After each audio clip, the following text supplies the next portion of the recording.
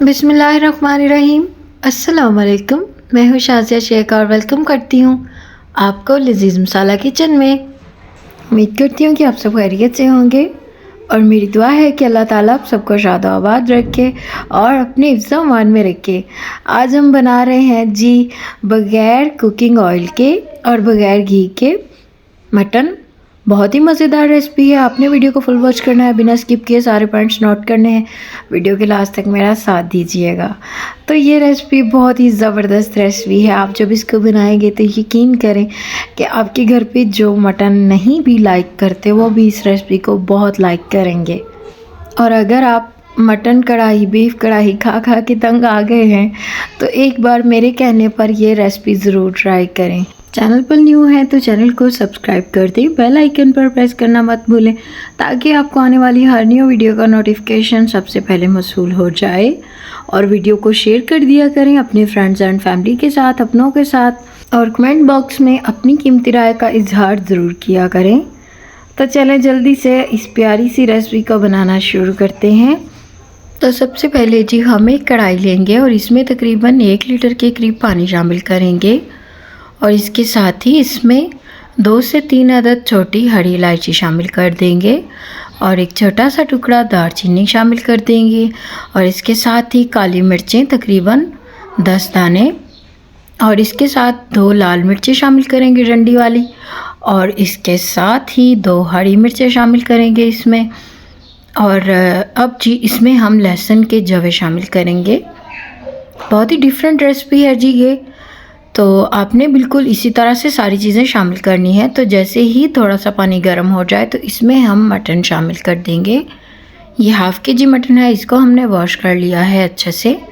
तो इस तरह से जैसे ही पानी गर्म हो जाए तो इसमें हम मटन शामिल कर देंगे और इसको थोड़ा मिक्स करेंगे।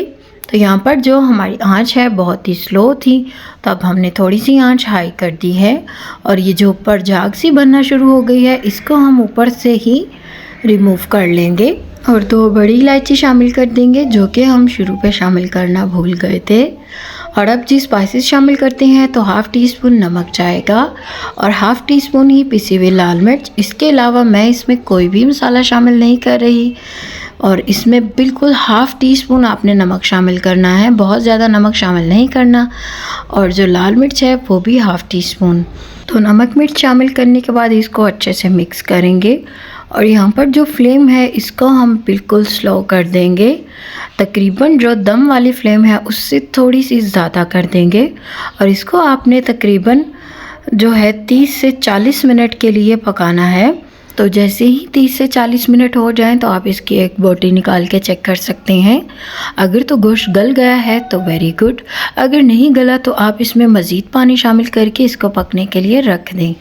तो यहाँ पर जी हमारा जो गोश्त है वो बिल्कुल गल गया है और अब ये जो थोड़ा बहुत पानी बचा है इसको हम ड्राई कर लेंगे। यहाँ पर मैं आपको एक चीज़ नोट करवाना चाहूँगी। आप देख सकते हैं कि इसमें हमने बिल्कुल भी कुकिंग ऑयल शामिल नहीं किया, ना ही इसमें हमने घी शामिल किया है।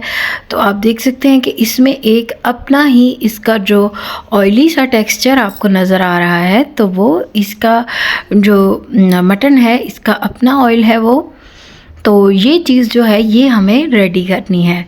तो माशाल्लाह से हमारा जो मटन है वो रेडी हो गया है। ये इसकी फ़ाइनल लुक है, आप चेक कर सकते हैं। बहुत ही ज़बरदस्त, बहुत ही मज़े की रेसिपी बन गई है।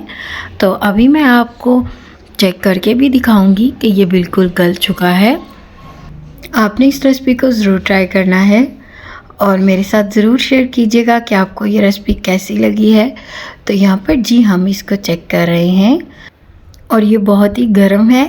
तो माशाल्लाह से आप देख सकते हैं कि बहुत ही ज़बरदस्त हमारा ये जो मीट है बन के रेडी हो गया है। तो आपने भी इस रेसिपी को ज़रूर ट्राई करना है।